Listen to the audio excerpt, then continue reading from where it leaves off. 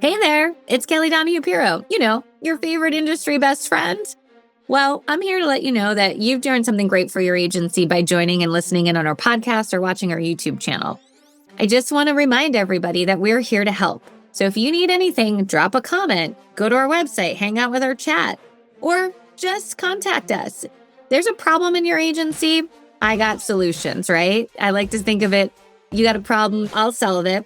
But let's get into the content today so that you can improve your awareness and knowledge of solutions that exist to the agency's core challenges. You can't be too busy to protect your customer. And I struggle with this. It's like, what is more important than making sure I know about EPLI? What is more important? Tell me. Hi, everybody. I wanted to do a podcast that was just you and I. And I wanted to share a little bit about what APP's predictions are for 2026, some of the things that we're up to, and just check in general on what's been going on in the industry for about 5 years now. So we thought it'd be a great way to kick off the new year with a little cup of coffee and a little shop talk and see where we end up. So first of all, I want to say thank you so much for everybody who's been downloading our podcast, watching our videos, going to our website. We are so happy to be the industry's best friend, and we want to be there with you to celebrate when you work on one of the strategies that we recommend, but also to be there on the hard times when, a team member's just not getting it, or somebody quits, or there's a partnership dispute. Running businesses myself, I completely understand. It's never a dull day. Or as one of my mentors once said, when things are good, don't get too complacent. Something's probably going to give. But you know what? If we look at it for the past 5 years in this industry, we've had nothing but chaos. So we had COVID. If you think back to 5 years ago, we were in the throes of COVID, right? And nobody knew what to do. We weren't running businesses. We weren't running insurance agencies. In some respects, I felt like I was running more of a, like a medical care center. I remember being like, so your dog got exposed to someone with COVID. Do you need to quarantine for 10 days? And homeschooling, gosh, what a fun experience that was. I was so happy to not have children at that moment. But watching team members that did was obviously super challenging. So we had that. And then we sort of were excited thinking maybe we're going to get a break. And we kind of went right into hard market zone. It was like the first normal natural Christmas a couple years ago, which I'm grateful because my mom is not a technology person, and explaining to her how to open up gifts on Zoom was more than enough of challenging. Um, and then it was just the worst market conditions that most of us have ever seen, carriers non-renewing, carriers getting out of lines of business, rate increases, customers dissatisfied, burnout on the team. Just the Groundhog Day got real. And that took its toll, we saw all-time high burnout levels of people. And I think in that moment, I shouldn't say in that time frame, what I really got to see was the agencies that were leading their teams through it, calling the plays, letting people know what to do, setting parameters, honoring agency standards, were thriving, and the teams were doing better. And the agency owners were like, another non-renewal. Oh my gosh, why did this person leave? It really, to me, defined truly the impact of really, really good leadership. And during this time frame, I did a lot of podcasts and reading because, gyms were closed. So there was not much that we could have done other than take walks outside. And here in Rhode Island, I'm very lucky to be close to the water and able to go down there and just, take some walks and clear your head. But I remember listening to a Jocko Willink podcast. For those of you who don't know who he is an ex-Navy SEAL who now runs a leadership course. He's got a very successful book on leadership. And something struck me where nobody should have more than 6 to 8 direct reports. It's impossible to lead people effectively, to manage them effectively.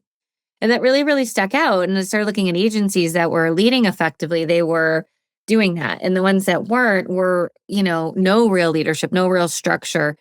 And we started talking a little bit about how you're either taking 911 calls or you're preventing fires. And we really dove deep into agencies working on structuring and preventing fires. But something to kind of bring this full circle that's been on my mind, another book I read, again, I read a lot or listen to podcasts a lot, so sometimes it gets a little jumped up in my head, is in my world, I want to lead people. I want them to make a mistake or two. I want them to learn. I want them to develop. I want them to have some creative freedom to get the role done. But some people actually want to be managed, which is being very explicitly told what to do and followed up with. And I've been having a lot of thoughts in myself about how that looks and what that feels like, because I can be upfront with everybody here. I don't really want to manage people. I'm much more comfortable leading people. And sometimes I do have to go down and manage because things are off track or there's some issues there. And every time I do it, I feel icky. Like I feel like, and I think you guys might resonate this, it's like having to put someone on an accountability plan or let them know again that they've made a mistake. Like, I don't think people love that part. But when I get to lead, people then go, I made a mistake here. This is what I need to fix it. It's such a more symbiotic relationship. And now, if you think about it, COVID, hard market, I really, really identify with the fact that I think everybody was just in survival mode for 5 years. And when you're trying to just survive for 5 years, some of the blocking and tackling in agencies goes by the wayside, like reviews, one-on-ones. Now, some agencies don't do that. I can't tell you that's number one driver. If you're not doing them, put them on the agenda for next year. It changes everything. There's a time to connect or talk about metrics. And then you can address things. It's not like getting called in the principal's office. But I think everybody was just trying to get the work done, trying to keep people, trying to maintain mental health, trying to do all of it. And now we're at the precipice of the soft market. Now, this will be different for different locations and states. Some will be easier than others, some won't be. But it's really, really interesting as we did like our hard market toolkit with the big I, and we were in hard market hero webinars, and we ran burnout buster, training last year. I was getting ready to build our soft market strategy, and it's absolutely, absolutely hysterical because I pulled out the hard market strategy and I was like, it's actually the same, just some slight tweaks, right? So one, there has to be strong leadership. So I think that's when times are good, when times are bad. When times are neutral, you probably can get a little away because you just have to keep the train on the tracks more than anything. But strong leadership through a hard market, strong leadership through a soft market. Agencies are going to shrink. And I don't think a lot of us are prepared for that. And it's going to come slowly through the, accounting statements that show up of what's going on. Why aren't we growing? What's this? What's that? And the reality is carriers are cutting rates. So one, leadership has to set the strategy. That's what leadership does. The second thing we looked at was, okay, well, how do you optimize the strategy? Well, one, just because the rates go down, many agencies have this, something I don't really agree with, which is like a trigger. Hey, the rates go up X. And I'm okay with that part. I would rather, just to be clear, I would rather we do proactive renewal reviews that will solve every problem in your agency. They're not easy to get up and going, but you can do them and they do work. And you update contact information, you cross-sell accurate accounts, you get referrals. Like it's actually a growth strategy. It's not a remarketing strategy. The more you talk to your customers, the more referrals you get, the more cross-sells you get. It's a defined strategy to work the book. Now, if your mentality is price, price, price, price, price, you're terrified by renewal reviews because you think everybody's just going to shop the book away. Well, I could shop them, put them with a better paying carrier. I could shop them to cross-sell. I could shop them with cause. So a lot of times we do the renewal reviews. We also have remarketing standards that we put into place. To me, we're not remarketing an account unless we get something from it. And I mean that, a Google review, a referral. We have to utilize something that's very labor intensive and cutting our revenue into springboarding something greater. But I was looking at it and I'm like, okay, soft market. Well, you know what? This is going to be the thing. People are still going to get reshopped. But if we get something from the reshop, we can improve the prowess of the agency. Just because the rates go down doesn't mean it always, it stops a lot of that. People will call you and be like, my neighbors went down more. But back to what I was saying about the automatic, rate trigger, the one thing I'm going to tell you guys right now not to ever do is the automatic remarket just because the rates went up. And again, a lot of this in a soft market, the trigger is going to be, out. You're not going to see those. But again, why we want to call everybody, because who knows what's going to happen. And, maybe my life changed and I don't know what to tell you. I could go on and on about renewal reviews, but, my mom doesn't know to tell you when she's driving less because she's retired or gets a new roof. And my hairdresser doesn't know to tell you her daughter's doing eyelashes in the back. And, if I wasn't in insurance, I wouldn't know to tell you I got a new roof. I mean, there's just so many things that people don't know what to tell you, that to only, contact them, make it all about price when there's a rate trigger sounds awkward. The other half of it is I'm missing the opportunity to cross sell. I'm missing the opportunity for coverage increases. I'm missing a lot of opportunity. And it's so labor intensive to reshop. Even if you have a VA doing it, it doesn't really matter. It's still really, really cumbersome. So even if you are having a VA do it, you're still going to find maybe a 20% hit rate. And all you're doing is wasting time and burning energy. But if you did a review first, try to get the cross sells, try to get the coverage increases, and then shopped, you're going to find so much more satisfaction. So, when we're looking at it, we're like, okay, well, retention is still going to be an issue because you're not going to retain as much premium. And we need to find a way to boost from the renewal. And when I look at boosting from the renewal, and this is why we also need to find time, which I'm going to talk about next, referrals, those cross sells, coverage increases, moving them to a carrier that's more preferred, getting the client on EFT, ACH, pay in full, introducing the carrier's mobile app or their online portal so they can get more self-service. There's just so many things we can do if we worked the renewals the right way. It would be a growth strategy. And that would help you get ahead of that, the rate decreases.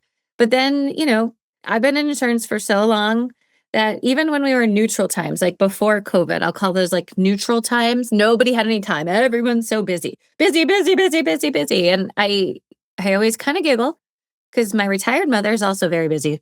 Her daughter's like running companies. We have investment properties. I'm flying across the country. I have a team of 19 people. Like, I'm like, dude, there's some days where I'm not even sure, like I woke up, I did things, and I went to bed, right? My mom is like, I'm so busy. I'm so busy. I'm like, what is you busy doing? I think right now she's busy making 1,765,000 Christmas cookies. And, amen to her. Like, she loves that stuff, but we're all trying to eat healthy. so, we have to figure out how to become more efficient. And when we look at efficiency, we always look at Reagan best practices versus where the agency is, right? So what's the revenue per team member? And all I tell people is that there's a gap, right? Like there's a defined gap. And there's about 15 things I look at. I won't bore you with the details, but you can call us if you want an analysis. The first thing you also have to identify is who you are. So many agencies look at the numbers and kind of get a little twisted up, but McDonald's staffs differently than the Capital Grille. And McDonald's, now you're punching your order in, there's fry cooks, they're churning business, right? Capital Grille, there's a sommelier and the bread guy and the, hostess, and then your wait staff and the guy who comes and clears. And there's all these different people that give you a different elevated experience. But I think so many agencies just feel like, the experience should be the same no matter what. And I say, hold up, I think you need to think about that when you're looking at your staffing. But the three biggest gaps, and again, there's a lot. First of all, this first call resolution. If the team is not doing first call resolution, it is a huge gap in your efficiency. First call resolution is getting on the phone, doing everything you can with that customer while they're on the phone, including documenting your management system. So when you hang up, you're done. You can do first call resolution on new business for small commercial and most personal lines if you can use a rater.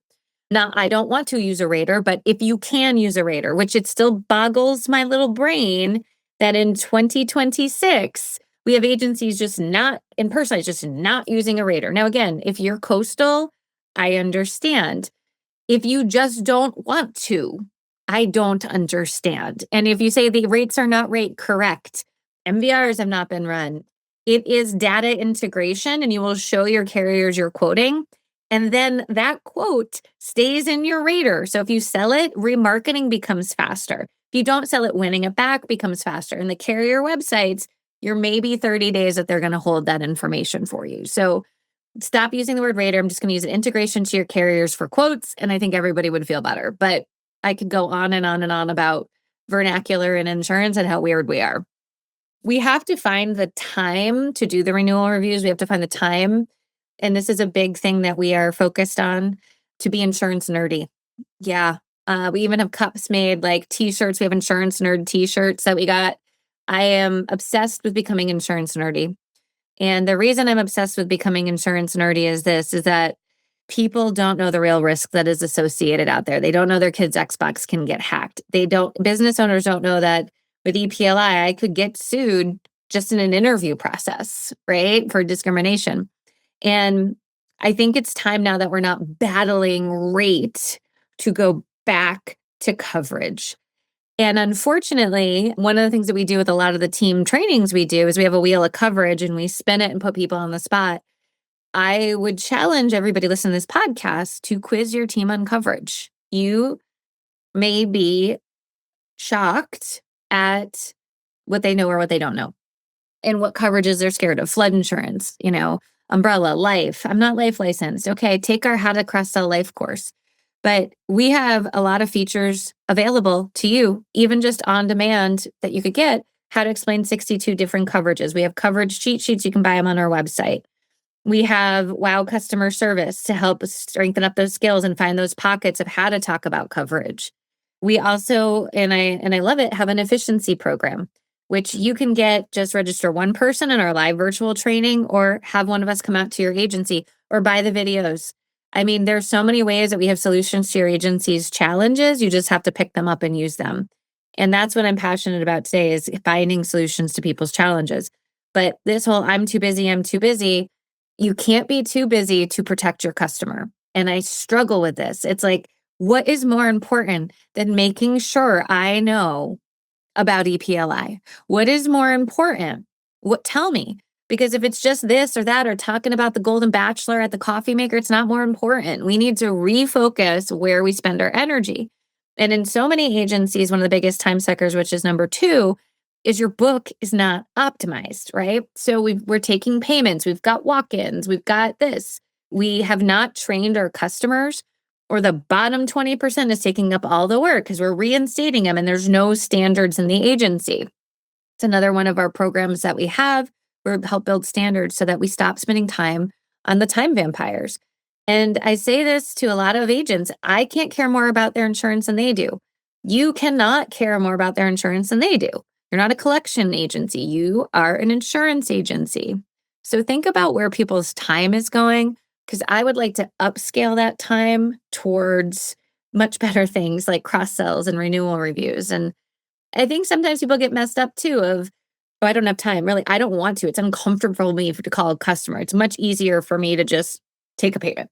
And we have to identify, like, what are people's jobs? What's the role?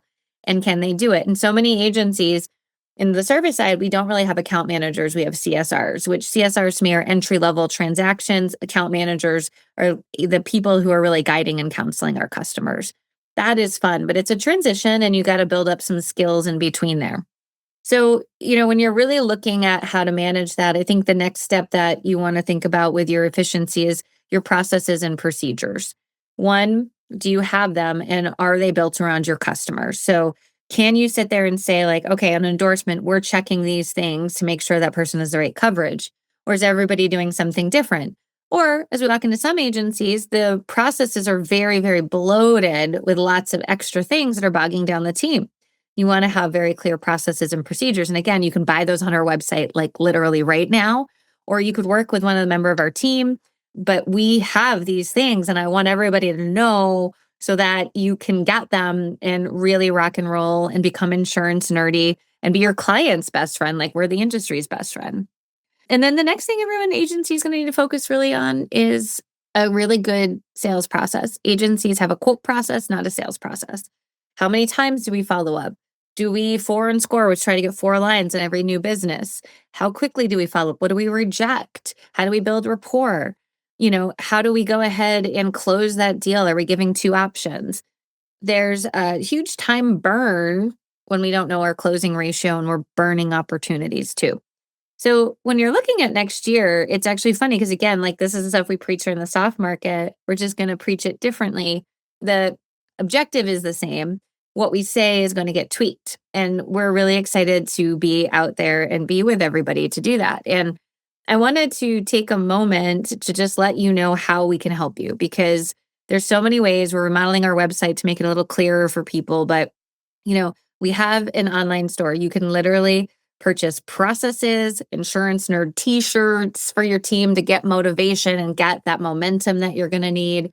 You can literally purchase a la carte one-off items that are there for you and your team to get started. We then launched this year live virtual training. So you could enroll a member of your team into sales training. And it's a group of 15 people led by a live trainer. They watch some videos but it's 10 weeks. And then they have an hour with the live trainer. And there's like little homework assignments, but it's meant to develop these skills. So we have leadership training, wow customer service, time management, and leadership training. I'm trying to think about all of them now that I am here. Check out our website. How does that sound? And then we're very, very, very, very excited because in July we'll be launching Insurance 101, which will be both video and live virtual training. So if you need to hire somebody and you want to teach them insurance, we want to be your partner for that. So stay tuned, watch for that in July. And then you can also work with a coach. So we have our emerging agency program, which is meant for under 10 team members. We're going to go through, build all your processes, get the whole experience on rails.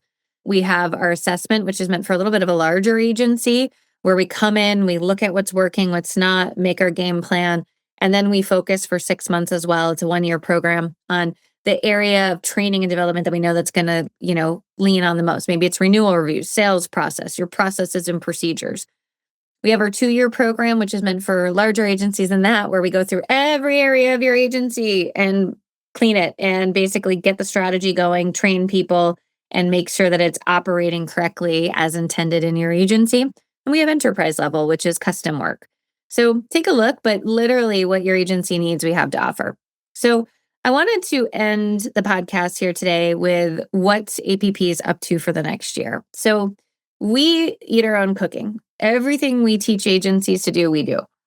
Sometimes I feel like we could do it better. Sometimes I feel like, we're trying to set the stage, but there is nothing that I would tell an agency that we don't have. I think probably our biggest weakness is our sales process and cycle, although it's a very moderate weakness.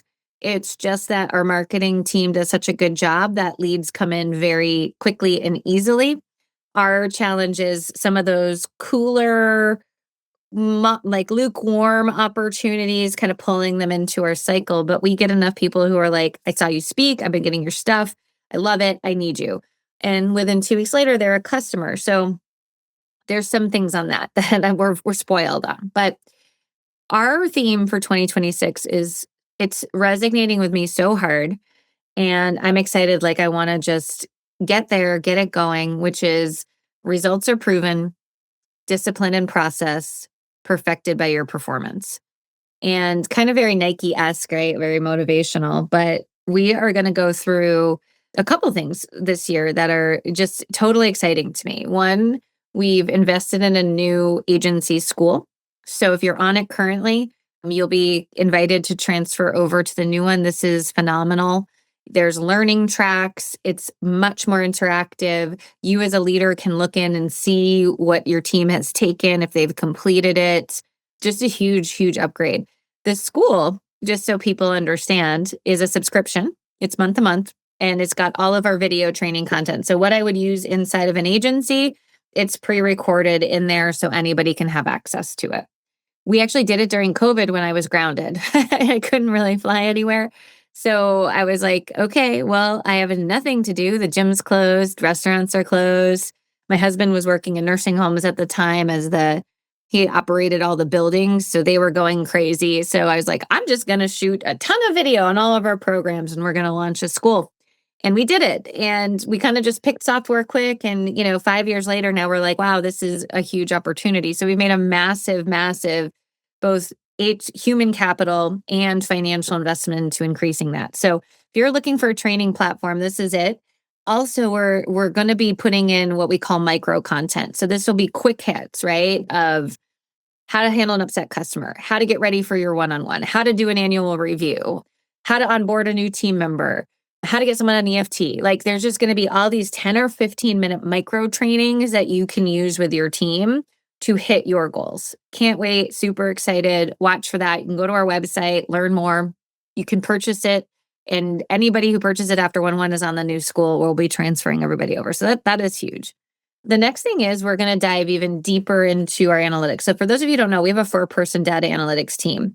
And when you become a consulting client and you work with one of our coaches, you have a data analyst on your team. And what they're doing is they're taking your agency management system data and making it usable, pretty, charts, graphs, goals. And we're going to dive deeper because we started this and we were doing it because as consultants, we needed the data because we can't operate on feelings. We have to operate on facts. And so what we did was we started doing it that way. We're actually going to dive even deeper with our customers of like, what do you want to see?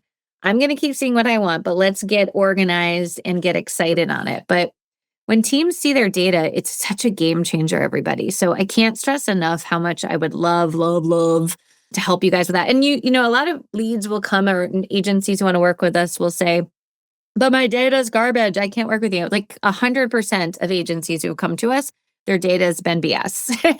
and that's our job, is to help you. It's garbage in, garbage spreads. You just might not know how to use it, but that's part of our program. So we're going to get really, really nitty gritty and granular on that, which is going to be so exciting to me. And that's going to be with the help of a coach. You don't have to do it alone, which is so fun. We are also really going to be investing heavily in the live virtual training. So, listen, we're running these groups every quarter. If you have somebody who's backlogged, enroll them in our time management training. If you have somebody that's maybe struggling to hit their sales goal or wants to get more into sales, enroll them in our sales training. If you're looking to promote a leader because you heard earlier today, wow, I've got way too many people reporting to me, and you want to have a team lead, guess what? Go ahead and enroll them in our leadership training. It's 10 weeks, 1 hour a week, led by us. Our content's fun. The scores on the surveys are coming back phenomenal on this. So don't let someone be undertrained, right? And don't let somebody say, I don't have time. Well, yeah, training takes a little time. We're also going to be doing mini courses, so 4-week bursts, like how to prospect commercials. So watch for this stuff because we might be able to solve your problems more than you think. And then one of the crown jewels we're going to be doing, you'll hear about it in February, but in March, we're going to launch our 4-port soft market series. So this is clients of ours get it automatically for free. You can join the 4-port series. You can get the videos, but it's going to go out to anybody. There is a small paid fee because, we want to help as many people as we can. And we know that when there's an investment, people take it more seriously. But we're going to be talking about how we need to grow in a soft market.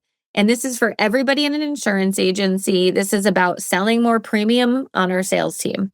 This is about how we help cross-sell on our service team. This is about how we lead our teams, right, through a soft market to still grow, and how we manage our time to get there. So if everything I'm saying resonates with you, definitely watch for the soft market series. Again, it'll be 4 parts. It'll be every week at the same time.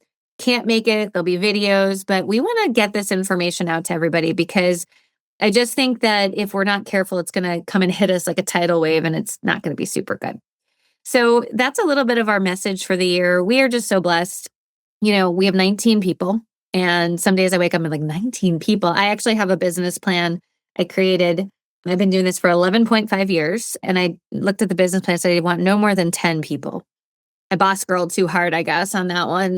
But I'm very blessed of all the people we have and the services that we provide. And ultimately, we want to be out there and be helpful to agencies. And when you've only worked in 1 or 2 places, you just don't know necessarily some of the best practices or how to do it, or the agency doesn't have momentum, or you're feeling like you're taking crazy pills because you just can't seem to get the team going. That's where we come into play. Let us help you. So that's my message. I really hope that everybody has a phenomenal 2026. It's my honor and pleasure to work with everybody. I hope that, you think about what we said here today. And even if it's just checking out our website, there's tools and resources. You are not alone, and you do not have to do this alone. But here's to making 2026 phenomenal. Here's to changing our strategy for the soft market. Here's for leading our teams in a different market condition. And here's to being the best that we can be, because results are proven. There's discipline and process. and it's going to be perfected by your performance. We'll see you in the next podcast.